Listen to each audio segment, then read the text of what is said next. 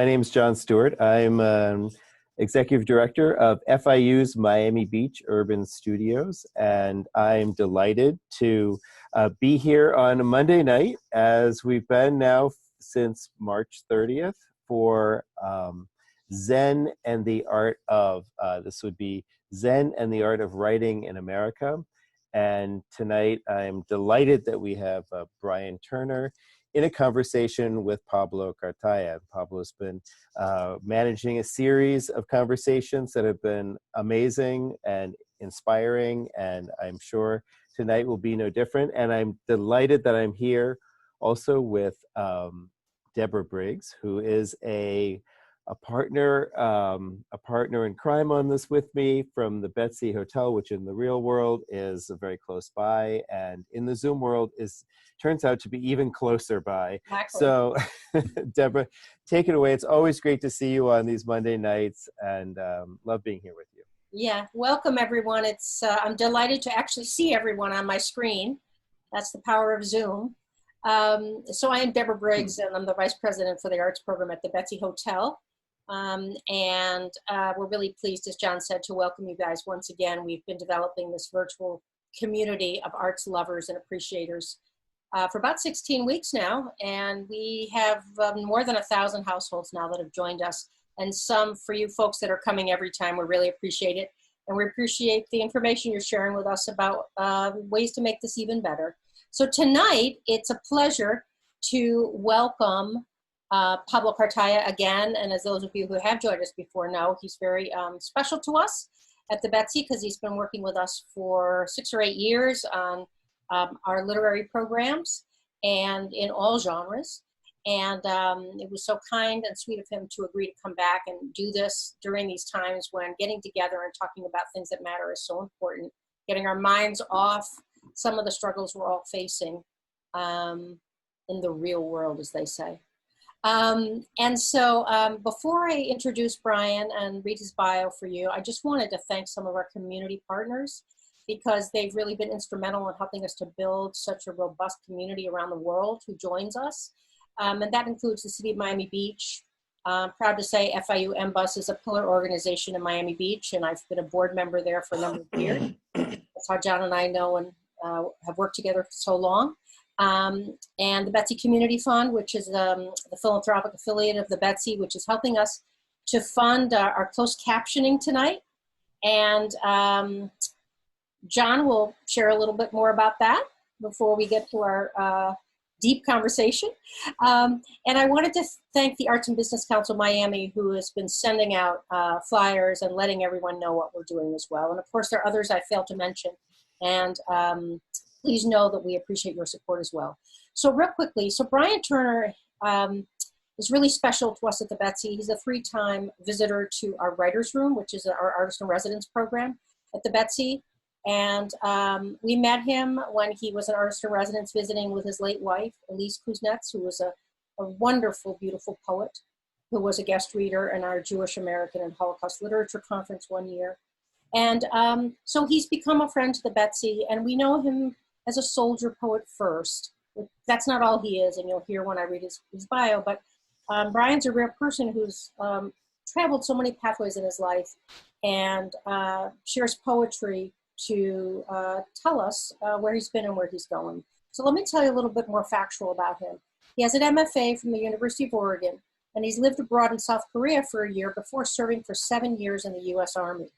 He was deployed to Bosnia-Herzegovina in 1999 with the 10th Mountain Division, and then in 2003 he was an infantry team leader for a year in Iraq with the 3rd Stryker Brigade Combat Team, 2nd Infantry Division. His book, Here, Bullet, chronicles his time in Iraq. And when we first met Brian, we knew him through that book.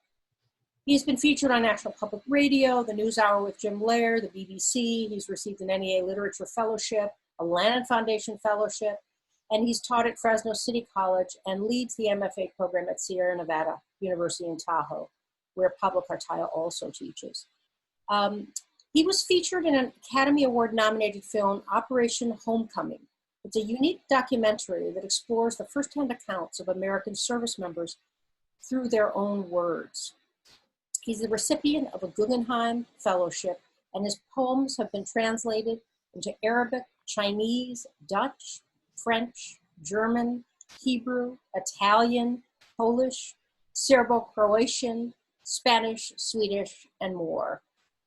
It's such a delight to welcome Brian tonight. I'm going to quickly, before we go to Pablo to do the personal welcome, John, explain to folks how they can watch the closed captioning and see things as well as hear them. Thank you, everyone. Okay, thank you. So quickly, there's a small CC inside a box in the lower part of your screen. There's a caret next to it, and you can show the subtitles or hide the subtitles there. You can also see a full transcript of this and change the subtitle settings. And I also recommend that you watch this in speaker view. You'll see the speakers close up, but if you want to see all your friends who are on with you, then definitely switch to gallery view. Anyway, with that, and I'll just say when we wrap this up, if you have questions, I will send a chat out and to everyone and invite you to send me questions, and I'll be collecting them and try to deliver them to Pablo and Brian as we go along. So thank you very much.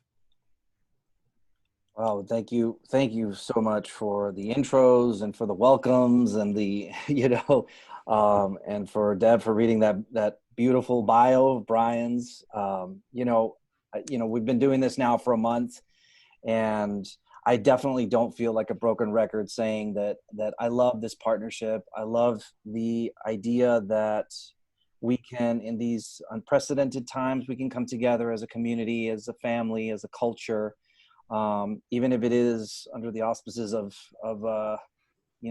electronic virtual meetings. At least we're coming together to talk about things that matter, as much as the Betsy's mantra is in everything. And I know FIU's.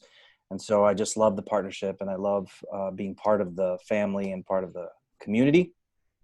And, that I get to speak for an hour with my dear friends about life and literature and poetry, that's all I need in this world, like my little fixes once a week to talk to my peeps and talk about things has been a real joy. So thank you for putting it all together. Brian, what's up, my man? Hey, it's good to see you. Yeah. How you doing, brother? It's good to see you. Your hair's long. Yeah, 1974 has arrived.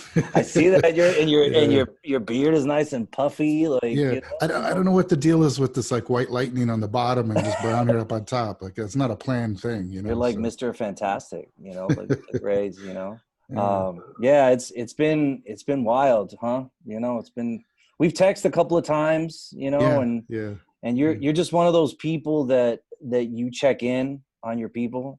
And I just want you to know how much I appreciate that. I've gone through some personal stuff that I've shared, and you just kind of just randomly text me, hey, how's it going? How you doing? How's the family? And I appreciate you for that, man. Yeah. And it is, and that's what I wanted to kick off with is this writing community that we've built, and that you continue to cast wider and wider nets. You sort of, I think, there's a bazillion accolades about you, right? I'm not going to embarrass you though and get into them, unless you want me to. It's just a lot of bribes out there, man. I got little envelopes with cash. I just got to send them daily, But I think that aside from being a dear friend, I think that what you have shown me and other writers is how to be a friend to the community of writers. That there isn't I'm in poetry and you're in children and young adults, and so therefore we're not together, or you're in nonfiction and I'm in fiction and we don't separate. You create a community of writers, and I think that especially now we need that sort of understanding that we're all writing, we're putting words together to tell stories, and I think that's just a remarkable feat that you've done, and I applaud you for it, man. I feel like you're putting a lot on me. You and I have collaborated quite a bit, so it's been a learning experience for me, and I really appreciate your wisdom and you always have a very clear way forward that helps me a lot. So I appreciate it.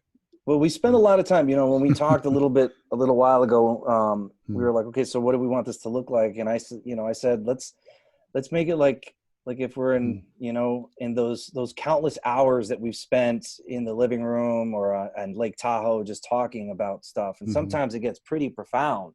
It seems like it's usually in a car driving up a mountain. In a car. Right? When we're going from the airport up to the lake and it's just the two of us, and then I force you to listen to music that you probably would rather just wait to listen to later. No. I'm like, no, you got to listen to this, man. And it's really great because I get in after you've already been there for a day or two.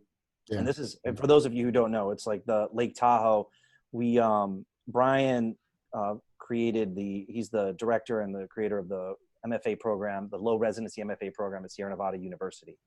And so twice a year, the faculty convenes with students on this beautiful Lake Tahoe campus. And we, spend 2 weeks there just kind of teaching and breaking bread together. And so I live in Miami and the flight, it's a good long flight, and Brian, and I'm always expecting that I'm going to take, a bus back or whatever. And Brian's always right there, picks me up. And right away we just get to talking. And I want to, because I read something in the New York Times that was written about My Life as a Foreign Country, which is your memoir. And it's really kind of stayed with me. And I want to kick us off with maybe a little bit of that. So Jen Percy wrote in January 9th, 2015, there's a persistent idea in our culture that what we experience is true, while what we imagine is untrue. But without exploring the possibility of imagination in nonfiction, we leave out a fundamental part of the human experience: digressive wanderings, the chaotic interior self, and most important, our empathy. Empathy, after all, starts as an act of fiction. We must think ourselves into the lives of others. And I just think that's so apt of you. That's so apt of your work. And I hope that maybe you can talk a little bit about that as it pertains to your writing, as it pertains to like what's going on in this world right now. Like this was written in 2015 and it feels very relevant right now. Yeah. Well, I see the same in your work as well. This idea of, in trying as much as possible to cross and understand as much as possible where someone else is coming from, and the weight on their shoulders, that they might be invested in, but also might be handed down to them from generations even before their time, And with my own, for example, my first book I wrote when I was in Iraq, I was a soldier there, and I remember driving around a traffic circle once, and this was pretty. I think it was very soon after the sort of Abu Ghraib scandal came to light, and everyone found out about the torture that was taking place. They might have known about it, but here were photos, here were names, here were things that were happening to Iraqi prisoners at the hands of American troops, right? And excuse me. And I think I remember driving around this traffic circle. It was in Mosul in the northern part of the country. And the vehicle that I was in was a Stryker. It's a 19-ton vehicle. It's big and green. It has looks like a big bird cage around it. And there's one soldier with a weapon system up front.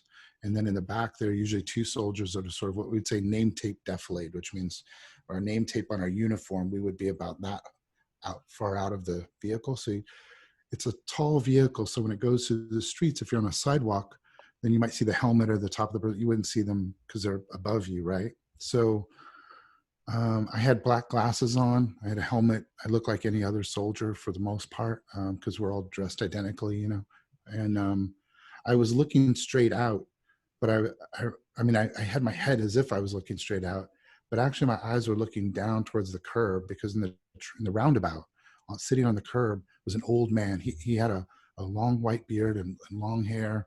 And he was crouched over with his knees almost up to his chest and his arms sort of hugging his cheek. And he was looking at me.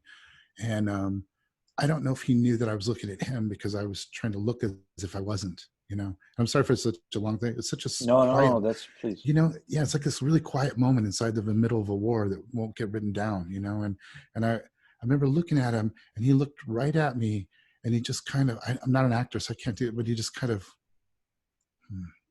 you know, he just had this, there was some resignation and disapproval and just disappointment and all these layers of sadness, you know, in what we were doing and what we represented, you know. And I could feel it, and I registered in that quick moment, and then boom, it blurs away, and he's gone. Both of us are gone from each other's lives, you know. But you know, I was trying to kind of understand where he's coming from, and I have to read into his expressions, but it wasn't too hard, I don't think, you know. It's there's so much damage that can happen in a life, and like, how do we respond to each other about it, and what do we do about it from there once it's done? You know, I mean, you can see this now with the Confederate statues and stuff going down, right? And like all the, some of that damage is done. It's been done over centuries, you know, and now what do we do about it? There's things happening today, but there's also the past that's still alive in the present, you know. Yeah, How do yeah. we live with that, and what do we do about it, you know? Yeah, and there's a reckoning happening, you Yeah. know. And you know, I read an article today about this small town in Ohio that was in the national news because, you know, there was an armed, you know, white nationalist that came in for a protest that started with an all white town. And then it's like this tiny little town is all up in arms with the teacher that organized it. And this is a white woman who was a teacher. And she's like, I wanted to be part of this movement. I wanted to, at least in solidarity, I didn't want to make a protest or anything. I just wanted to march in solidarity with the Black Lives Matter movement. And they called in these biker gangs to like intimidate these marchers, you know. And then the people of the town were complaining. It's like, well, why did you start this? Why did you do this? And some of her students were saying, you know, look what you've done. Some of her colleagues, look what you've done. This was a perfectly fine town before this. And I, you know, there's, you know, it's really eye-opening, you know what I mean? Like it's sort of like you know, it's difficult when you have to put a mirror to yourself and then sort of examine all the ugly parts, you know, that we don't, you know, when it's not such a flattering mirror and you're like, oh, wait a minute, you know. And I wonder what that's going to mean for our work, you know, like what, as writers, what does that mean? I mean, I know for me, like, interestingly, because I write primarily for young adults and kids, right? And so one of the things that I've turned to, and I talked to my editor about this, I was like, you know, I'm going to start writing like dystopian novels and fantasy, because I'm like, the world I mean, these kids can't take any more real. Like I can't. I have, you know. So it's like, and my editor was like, yeah, I know. So I'm curious, like, where you dabble in so many different creative pursuits. Like, you're a musician, and yes, like, folks, when I tell you he's a musician, like, this guy has his own like record studio at home, and he's amazing, and he's done with his wife's poems. He's made this incredible album, and I encourage you, Brian, please pitch it because it's awesome. Sure. But, you know, so where does the art come in this moment? You know, like, where do we find, you know, like where do we find our point to attack, or our point to look towards and to write on?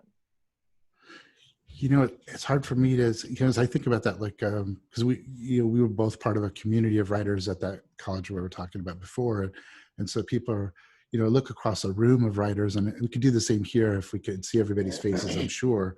And it's like each, like we need like an Emily Dickinson who's going to be inside the room writing her poems, maybe somewhat in secret a bit, and it's maybe internal stuff that's going to be very meaningful for others later. And there might be another kind of writers like out on the street, like right in the mix of it, you know?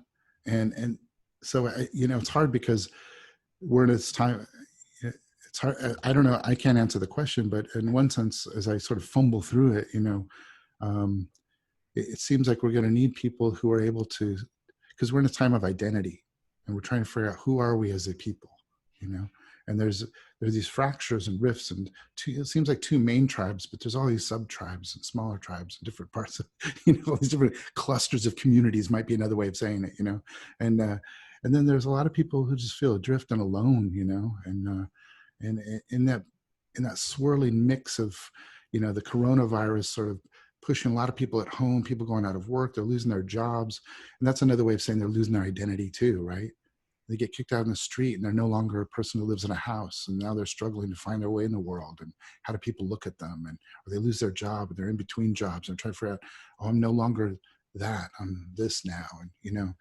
And for me, most of the time, if I look over the course of my life, and it's hard to say in this moment, but if I look backwards, I guess one of my foundation stones, like complicity, and you had brought that up a few minutes ago, right? And I think complicity is one of the foundation stones of where I write from. So what I try to normally do is ask myself as much as I can, like a hard question, and to trouble myself. And then I usually think that if I can do that, and if I share a troubled question with another, it might find home in them too. And then we have to kind of figure out how to live in that world with this trouble. Does that make sense? It does. I mean, I think you called, you called me, and then you called Patricia Smith, the poet Patricia Smith, when a lot of this started, and the first thing that you said is, what can we do on the university level to enact some real change in terms of, race and how we're approaching it. I've talked with you and Lee actually about it so far. Oh, and Lee, sorry. I was hoping with Patricia, but she was having her birthday party, and I was like, okay. So, well, Lee, but again, Lee, and I'm sure you will talk to Patricia, and I think that's part of what I think is important is to go and seek out the counsel and seek out the opinions of people that might be affected, or that might be, have a unique perspective on that. Yeah. On that experience, Yeah. With me, it's, and I know it's the same with you too, because you have friends across the states, but also friends globally, and I do too. We're very fortunate because I come from, I don't know how it was for you, but I come from 35681 Avenue 13 and a quarter in Madera, California, out in the county. It's between Fresno and Madera, and there's cattle rangeland out there, and you could hear coyotes when I was a kid, like hunting calves at night. And orange groves are nearby. So in the winter, they were frozen. We'd have orange fights in the orange groves and stuff. And the farmer would let his Dobermans out, and you could hear their claws on the frozen ground chasing after us, and we'd all haul out of there to, So I come from this place that, about as close as we could get to seeing the outside world was like National Geographic. The magazine when it was delivered, so I dreamed that I might have friendships and meet people outside, but language and literature has like opened these doorways over the years and made friends around the world. So I'd always dreamed about having a book, but and I wonder how you feel at this too. Like I never thought about after I had a book when I was younger. It was always like, oh, I hope someday I'll publish a book, and it was just like this thing, but then once I got it, then it became this gift. That it was no longer about the book at all for me personally, and for the most part, it was really about all these different people that I got to meet through this conversation. And so, for example, right now, thinking about friends in India, who the last couple of years I've been meeting a lot of people there and becoming friends with people, and so there are different issues taking place there, and having a different cultural moment, and but the pandemic is still pushing the culture there in a way that's really profound. Like, for example, they shut down a lot of the railway lines. And so a lot of people were migrant workers, like hundreds of thousands of them, basically just had to put whatever they had, any food or stuff or a bottle of water, and just walk home. And we're talking across entire states of India to get home, wherever that might be. Some of them dying on the way home, And so it's a profound moment for them, but just different than ours, and it's really, it's hard and fascinating and difficult. I'm not sure what I'm learning from it, but our world is going through a massive change right now, and it's going to be interesting to see. I hope that we can kind of stick to some of these things and figure some of these things out. Like you said, what are those points that we need to write to and articulate, right? Like, I hope some of us are going to find ways to do that, so that kind of the momentum of new growth that might come out of this difficult time, that it can be as many new leaves as possible, you know. Yeah, I hope so. I mean, it's Mm. it seems it's Yeah. it seems like I was telling Lee Herrick, for those of you who weren't in yet last week's conversation, that it feels like we're fighting on multiple battles. There's like, Yeah. it's like a multi-pronged war that we're fighting, and it sometimes it feels so overwhelming, Mm. especially when you're asked to weigh in. Yeah. Yeah. It's and you're asked to weigh in, and then you're just starting to think, and you're like, yeah, I mean, I can contend with this. And then like, I'm also just like trying to make sure that my daughter isn't sick anymore. You know what I mean? Like, Yeah, I was and going then to I'm say, worried. you're a dad too, Yeah. like, And then I'm worried about my dad getting COVID. He's 88 years old. And my yeah. mom calling me saying, oh, I think I have it, like, and this stuff. So there's like that personal life stuff that is happening. And then we're sort of, contending with, our role as artists, and bearing witness to what's happening, and what do we do about it? How do we engage in a meaningful way? Yeah. This is hard. I guess this might, it leads me to think about what I'm doing right now, which is,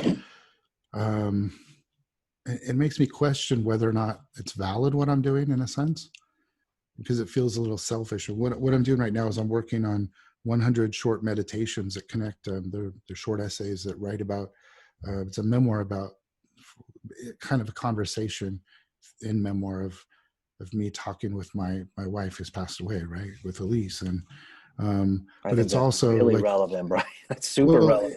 And it's, it's connected to nature. So every one of them has something to do with nature. So it's really a book of nature essays, but it's really me talking with her in nature.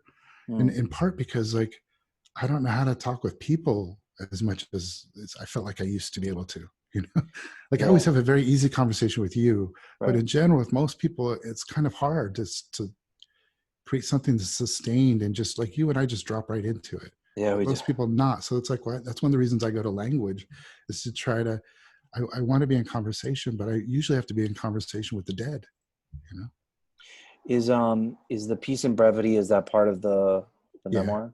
Yeah. Oh my God, it's beautiful, man. It's a beautiful piece.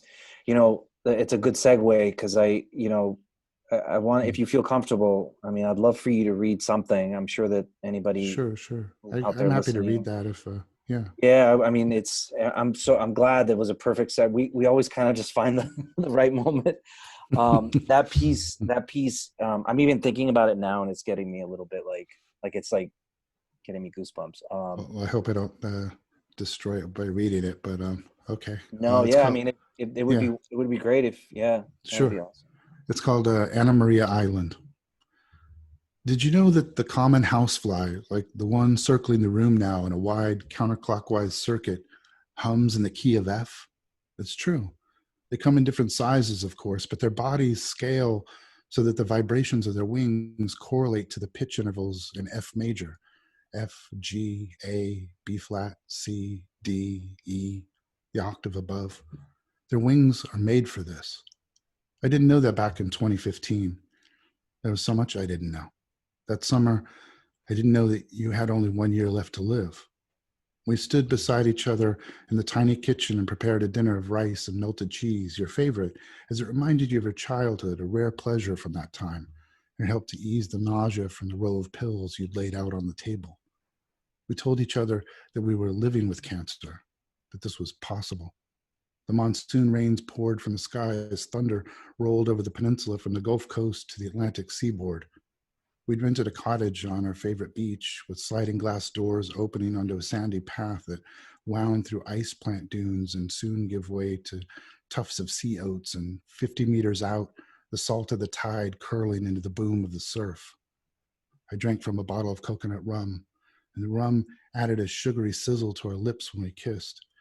I can feel the tips of my fingers at the small of your back even now, your hair brushing the side of my neck, the fragrance of your hair after floating in the warm waters of the Gulf hour after hour earlier in the day, the salt of the ocean on your skin. There were days like this, whole afternoons lived in suspension, floating, ruin stalled out and gliding on its own silence somewhere off in the distance. The housefly circles past, and I've returned to another unlivable year, 2020, with this fly humming in B flat as I stare out the kitchen window. Its flight path is reminiscent of the Earth's orbit around the sun, and the note thrumming in the fly's wings has a bitter note timbre to it, or bittersweet timbre to it. Vivaldi, I think, the Four Seasons. It was composed with the sound of flies written into a figuration of notes in F major, maybe the only time flies have appeared in classical music, and this housefly, so singular in its hypnotic focus, banks around me as though trying to spin me backwards in time. But that earlier fly, the one on the coast on our little love nest on the ocean, that fly was drunk on the moment. Its wings hummed along to the girl from Ipanema as it swooned its way through the damp ocean air, dizzy with circling two lovers who circled each other. With a lifespan of only 14 days, it swam drunkenly around us as we danced in the kitchen and laughed, the thunder rolling over and past and on towards some day we hadn't landed in yet. Each grain of rice expanded with water as the heating element began to glow on the stove. Tree frogs sang to the storm outside. Inside, the two of us were multiplied in that fly's vision, as the common housefly has between 3,000 to 6,000 simple eyes that comprise each of their two complex eyes. So many versions of us walked barefoot through the doors and into the rain, kissing each other, dancing, laughing. And that fly's tiny yet intricate brain gathered in each and every one of us, however incomplete, however fragmented. This a definition of love on planet Earth. The fly would have these memories to think back on days later when we packed up and drove home. That's when the fly, resting on the windowsill, stared at the blue-green swells of the ocean rolling in, the sound of it muffled by panes of glass. The muscles in its legs slumped forward, then gave out. And maybe that's when the fly remembered you saying that as a young girl, you'd seen horses in the curling salt of the wave when it crashed, galloping towards shore. Uncountable horses. And when the fly looks for them, it's true. There they are, with manes of salt pulled back by the wind, the horse shoulder to shoulder, galloping in. Yeah. Beautiful. You know, to give folks some context as to who your wife was, I wonder if you could share how to build a Stradivarius. Oh yeah, absolutely. So that folks, actually, yeah. This is from her book of poems, Angel Bones. Which is I never told you this, Pablo, but every time I go somewhere, I take this with me and then I put it on the nightstand when I'm there. But here's a photo of us out there at Anna Maria Island. And so, yeah. You know, it's funny, just a side story. If you remember Elise, we met at, Elise introduced us at the Betsy.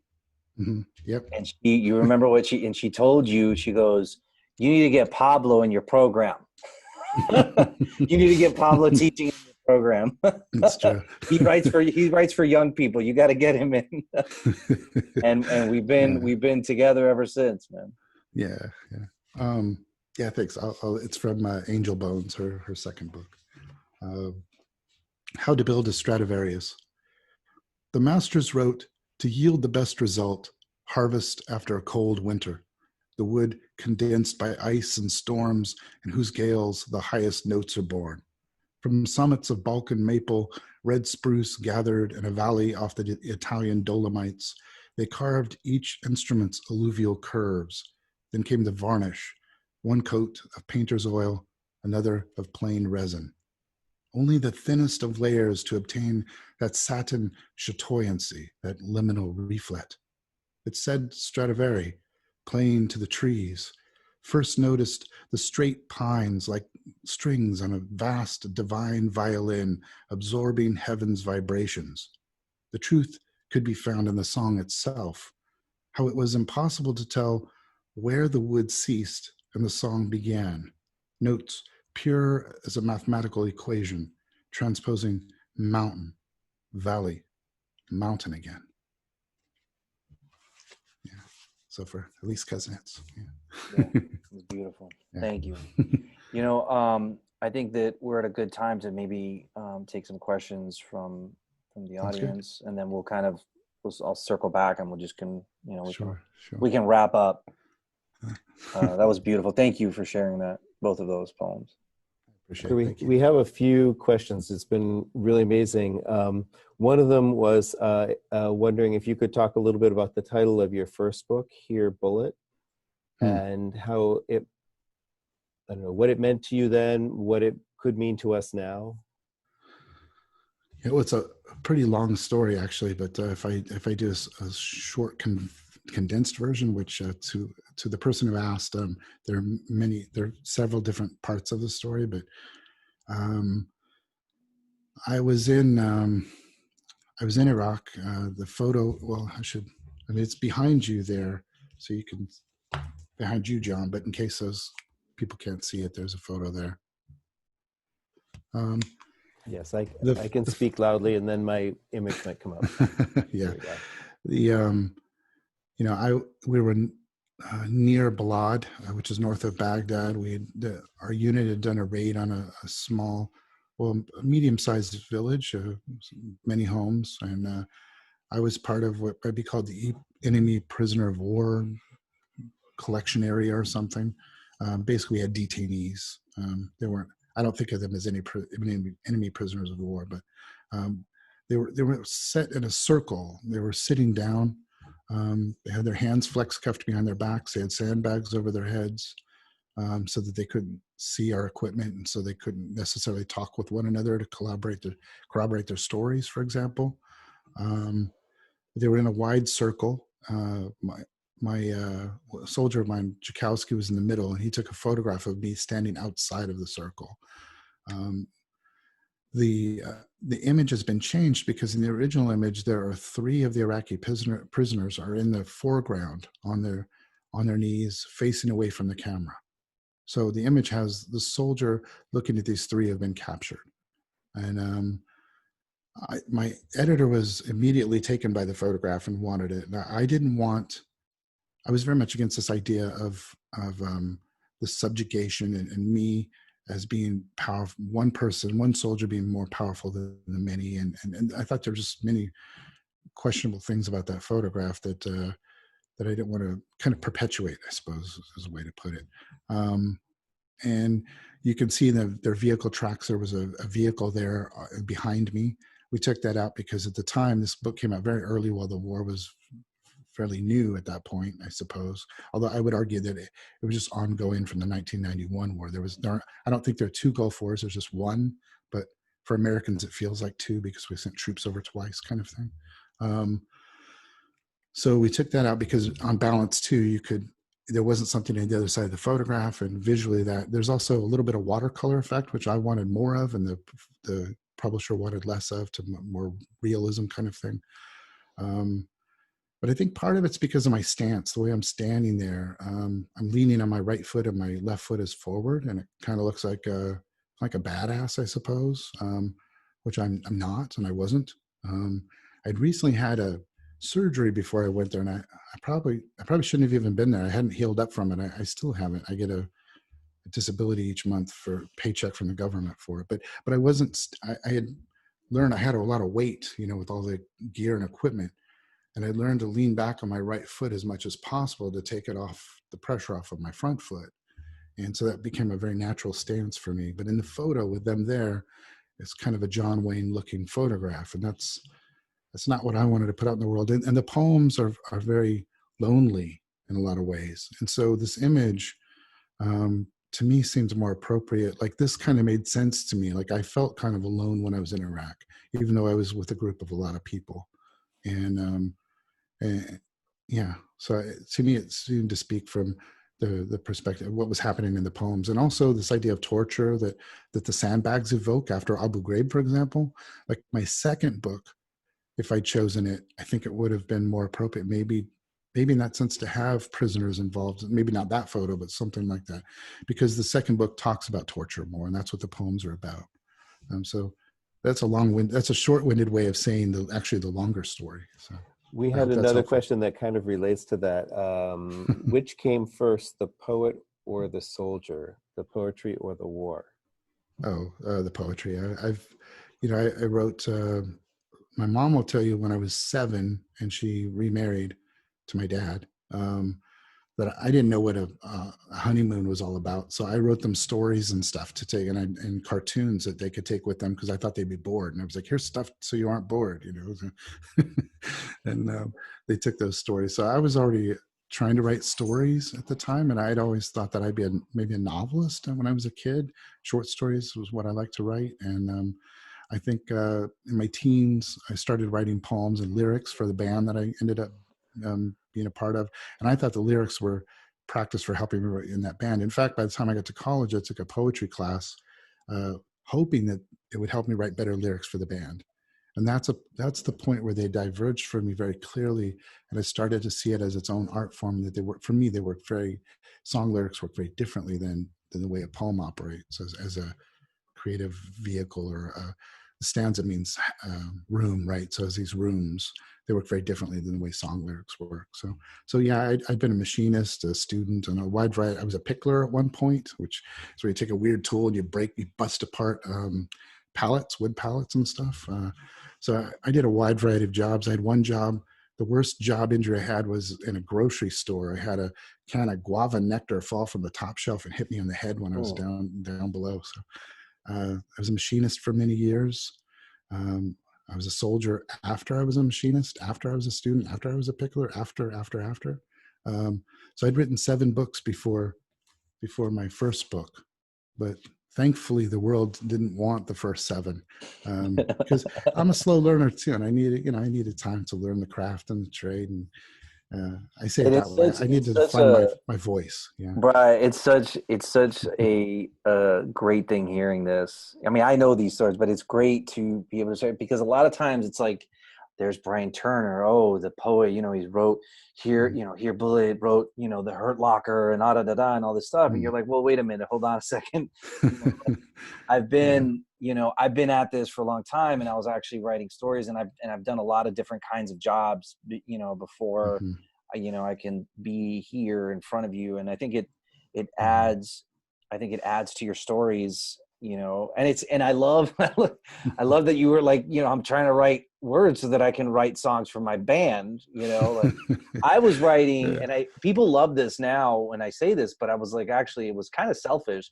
I started writing so that I can write roles for myself with people that were like me, like the Pablos of the world, right? So I started writing scripts. That's how I started, my writing career. And it was because I was like, well, I don't want to, I want to write roles that I can star in. And then everybody now, when I sell that story, they're like, oh my God, it's because you wanted to see, because you weren't seeing yourself in stories. I'm like, no, I just wanted to be a star. Like I wanted to be, like, that's what I wanted at first. But later on, you come to think about it. And it's interesting. My daughter now, 13 years old, she's now has written in quarantine her second screenplay. And she says, and she goes, I'm going to star in them because only I can play these characters. Wow. And so it's kind of cool. Like we sort of come in, and who knows, she might end up being a poet. I mean, I don't, or so both. It's an interesting, there's no straight line to our journeys, I guess. Is the thing. I want to add some fun to this. If you YouTube Brian Turner, there is a natural vegan bodybuilder named Brian Turner, and his motto is, I'm here to relate, teach a bit, and have fun with you guys through my videos. So, and if you see him, he's like super buff, and Actually, Brian Turners are I don't want to veer you off of where you're going. No, go ahead. I was just a fun little diversion. For our faculty at the school where we're at, I have Google alerts for everyone. So because a lot of times you all won't tell me what's happening and good stuff that's going on. So I want to put it out though. And I have one for myself too. And Patricia Smith and Brian Turner, we both have very common names of all of us. So daily I get alerts of what Patricia Smith is doing and what Brian Turner is doing in the world. And there's the bodybuilder. There's also another strong one who was at one point was the ninth strongest man in the world. He would pull airplanes with his teeth with like a rope and stuff. That's that same Brian Turner? Yeah. In fact, there's one of the weirdest things I ever had was I sent, before I had a book publisher and like that, I was sending poems out around the world to different magazines hoping to get published and stuff. And I sent one to a now defunct magazine called The Sun down there in New Zealand. And it was rejected, the weirdest rejection I've ever had of all of them, which was, don't even try to pass yourself off as Brian Turner, right? Wow. Yeah, that's a quote. And what it was the poet laureate of New Zealand is my father's age, Brian Turner. Very fine poet. You know, and they all know his work. And then I'm sending this other completely, they're like, no. Wow. Don't even try to. But, Oh my God. yeah. And I've since, I was on Radio New Zealand, and it was like one of those 1.5 minute interviews. So they ask you a question, you know, so I didn't answer the question. I just veered off and told that story because I wanted to tell it, you know, because and it did what I wanted, which is he contacted me through the Poetry Foundation. So now we've been in touch and stuff. Nice. I had this dream of opening with him, and it'd be Brian Turner reading together. You have this unbelievable gift for that, man. I have to give it to you. Like you just find a way to connect people. You know, that's probably why Deborah loves you so much, because you're just like her in this, like, just connect. You just want to connect everybody, and just like, you know, I think of like a humanist, you know, and just, you know, like, yes, poet and all these things, but just like a truly beautiful soul. Man, and I'm privileged to know you and to call you a brother and all that stuff. And I just really appreciate you, man. So in this, too, Pablo. Yeah, in this, our, I don't know, 6th, 7th, John, I don't know, what is it? You know, it's going to be our fifth or sixth iteration now, closing this this iteration, because we do have another one next week, but closing this iteration with Brian, you know, and we always kind of try to wrap it up with this idea of, you know, you talk about the deep stuff, and then you think about like, how do we find our Zen in the midst of all of this stuff? For me, it's been, you know, talking with my people about the tough questions, but in this case with you, it's just the privilege of knowing someone like you. You know, that gives me a lot of peace, you know, that I know that someone like you in this world is out there doing the work and is out there like just being a better person. So that's my piece. Now I have to live up to that. So thank you. Don't fuck it up now. Oh, excuse me. I'm sorry, Deb. I'm sorry. Deb is like, okay, all right. Yeah. No. So Pablo, you know, if you're next time you're coming through, stop by. You know, the house is always yours. So. All right, man. All right. Well, thank you all so much. Next week, Deb, we have another poet that we're going to be talking about. Yeah. So I just wanted to echo what Pablo said, Brian. I really appreciate your being here and sharing your story with everyone. I encourage everyone to go out and read a little Brian's poetry and his memoir to get a sense for. And buy his books. And buy his books. Please buy the books. Read the poems. Buy the books. Yeah, gotcha. You're correct. So anyway, next week is the final installment of Zen and the Art of Writing in America. And yeah, I'm pleased to say that we're going to focus on my dad next week. And it's a little bit interesting because I actually connected with Brian because my dad was a soldier poet in World War II. We still have, like in my mom's home, my mom's 101, by the way. We still have the letters he wrote her during the war, World War II. And a lot of his poetry is about being a soldier poet. So at the Betsy, I went out looking for another soldier poet, a contemporary one, which is how I found and met Brian, probably 10 years ago now. And so next week, actually, we're going to show a documentary about my dad and talk about his work a little bit, because my dad, my brother and I sort of brought his work to Miami, and the 1,000 artists in residence have sort of touched his work. Most of them had never heard of him before he was born in 1911. We'd be 109 next week. So we thought on his birthday, we would talk about him a little bit. And sort of in that vein, I wanted to say to you, Brian, it was very special to hear you read your wife's work. Poetry gives us a chance to have someone live on, and the way they think about things live on. And so I've always said, my dad died when I was 3, but I feel privileged to have had a dad who was a poet. Otherwise, I probably wouldn't have known him. So we do know Elise through you. I was privileged enough to know her myself, but her poetry is so beautiful. And so I want to thank you again for taking a moment of your time tonight to do that. So anyway, so join much. us next Monday night. If you don't mind, just one second. Yeah. I just want to say it was a privilege to meet your father through his poems as well. Oh, So thank you. Thanks. So basically, it's sort of cool next week. We're going to have a talk back about a documentary called Chaim Plutzik, American Poet. And so during the week, you can access the movie in partnership with the Miami Jewish Film Festival. They're showing it in their virtual cinema. And so anybody who RSVPs will send you access, and then we'll have a conversation just like we've done tonight. So until then, I want to say thank you. And John probably I'm gonna have, if it's okay, I'm gonna have Paloma say goodnight, because she has been. Oh yeah, for sure. She's fully recovered now, but she had a double ear infection, and she got tested positive for COVID a month ago, and she's just been a trooper. Okay. Hello. And here she is. Say hi. Say hi. That's our littlest poetry fan. One other question came in. Brian, can you remind us of the name of your wife's collection of poetry that you read from? It was asked. Sure. It's called Angel Bones. Angel Bones. And then her first book is called Small Hours. Small Hours. Thank you. It just came. The question just came in. Sure. Take us out, John. All right. Well, thank you all. I'm going to unmute everybody or allow everybody to unmute themselves if they want to clap for you or give you a shout out or whatever. I'm allowing everybody to unmute. And thank you so much. So thank you very much.